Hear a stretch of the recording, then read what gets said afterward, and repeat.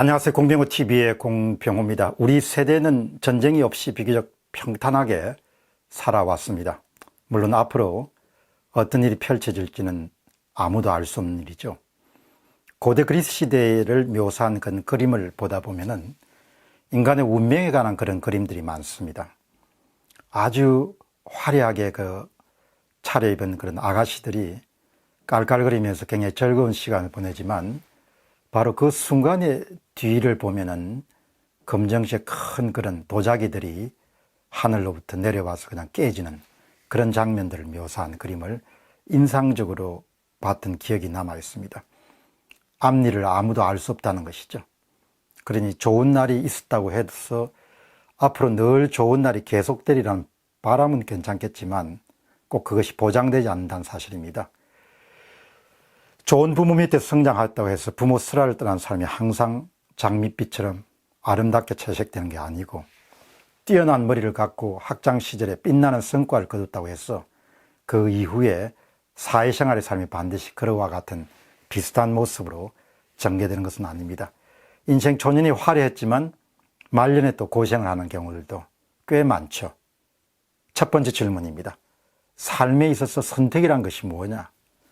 삶은 자신이 지금 이 순간에 내리는 크고 작은 선택을 어떻게 대하고 내리는가에 따라서 삶의 길이 때로는 크게 또 작게 변하게 됩니다. 지난날을 되돌아보면은 인생에서 몇 번의 굵직굵직한 결정들이 삶의 방향을 크게 틀어버렸다는 그런 사실을 발견하게 되는데요. 그런데 그 큰 결정도 아주 사소하고 작게 보이는 작은 선택들이 모여서 결국 그 큰 선택을 낳게 되었다는 생각을 하게 됩니다. 그렇게 생각하면은 일상의 삶에서 우리 자신이 내리는 작은 선택들, 큰 선택들, 어느 것 하나 중요하지 않은 것이 없다, 그런 생각을 또 하게 됩니다. 선택의 왕도는 없지만 이런 생각은 해볼 수가 있습니다. 선택과 함께하는 몇 가지의 지침, 어떤 것이 있을까, 그렇게 생각을 해보면은 첫째는 신중하게 선택해야 되고, 둘째는 선택하기 전에 이모저모를 꼼꼼하게 따져볼 수 있어야 되고, 셋째는 선택에 사려분별을 더해야 되고, 넷째 욕심과 무리수가 눈을 가리지 않도록 특별히 주의해야 한다. 이런 네 가지 정도를 떠올리게 됩니다. 두 번째 질문입니다. 인생의 길, 왕도는 없지만 어떻게 해야 되는가? 오랜 시간의 학교 생활을 마치고 많은 젊은이들이 취업 전선에 뛰어듭니다. 지금은 취업하기가 굉장히 어렵기 때문에 정말 참 인생의 사닥다리를 차근차근 올라가는 것 자체가 굉장히 위험하고 어려운 그런 시대죠.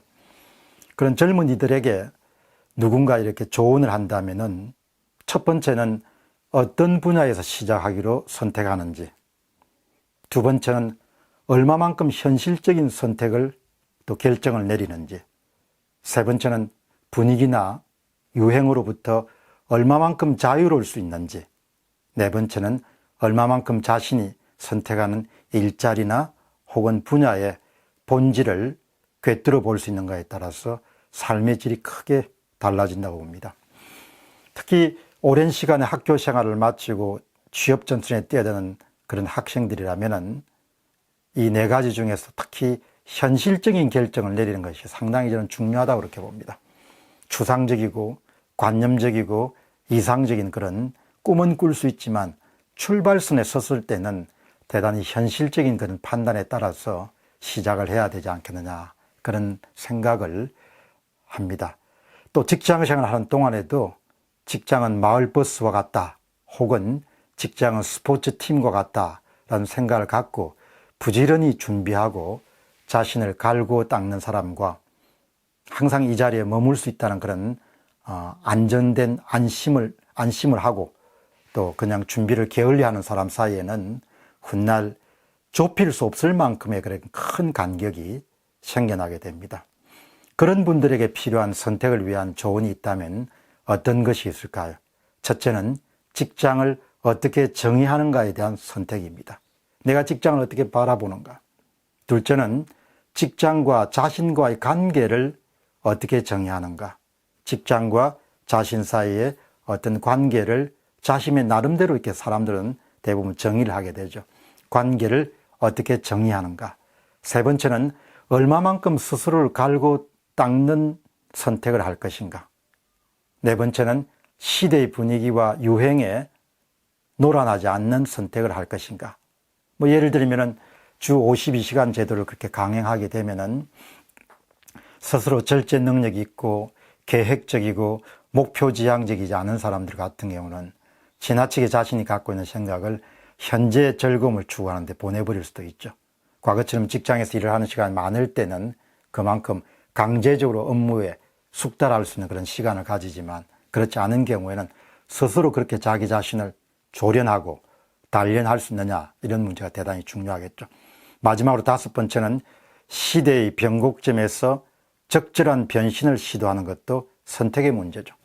전직, 전업, 또 머뭇거리는 것, 그냥 지금 자리에 머무는 것, 이런 모든 것이 또 다른 측면에서 보면 오롯이 개인이 내리는 선택의 문제다, 이렇게 볼 수가 있습니다. 질문 세 번째입니다. 세월이 가르쳐주는 지혜, 선택과 관련해서 가르쳐주는 지혜가 뭐가 있을까? 그렇게 한번 정리해 보면은 첫 번째는 삶이 본래 만만치 않다는 거죠. 자신과 가족과 그리고 자신이 책임을 맡은 조직을 지키는 일은 정말 어렵고 힘든 일이다라는 그런 생각을 하게 됩니다. 그렇게 생각하면은 자신이 해나가는 그런 과정에서 어려움을 만나더라도 크게 스트레스를 받거나 낙심하지 않지 않겠냐, 그런 생각을 하게 됩니다. 두 번째 세월이 가르쳐주는 죄는 남들 하는 것만큼 하면서 방심하고 안주하면 어느 순간 잊혀지는 존재가 되어버려 있음을 발견하게 됩니다.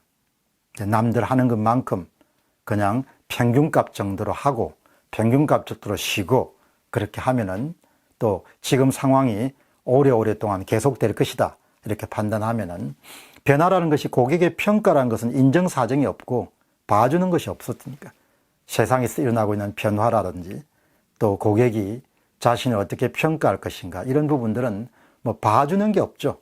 그냥 썰어버리니까. 그래서 조금 더 이렇게 열심히 하는 그 부분이 필요하다라는 생각을 하게 되고요.